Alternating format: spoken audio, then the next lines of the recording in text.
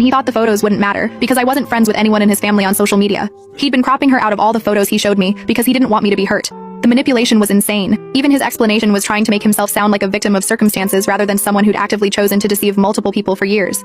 I asked if he'd talked to Carol recently. He said yes.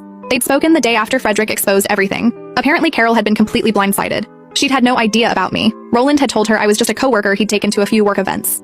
Carol had been planning their future, looking at rings, talking about getting engaged after she finished her master's degree. Carol had apparently screamed at him for over an hour and then told him to never contact her again. She blocked him on everything. Her parents were furious and had already told Roland's parents they needed space from the family. The business connections Roland's mom was so proud of, completely ruined. Roland said his entire life was falling apart. His family was disappointed in him. Carol's family wanted nothing to do with him. His brother wasn't speaking to him, and now he was terrified of losing me too. He kept saying I was the one he really wanted. I was the one who truly understood him. Everyone else just saw what they wanted to see, but I saw the real him. I let him finish his whole speech. Then I asked him one question. If I'd never found those wedding photos, how long would he have kept this going? He couldn't answer. He just stood there crying and saying he didn't know. He hadn't thought that far ahead. He was just trying to get through each day. That's when I told him we were done. Not a break, not a pause, done.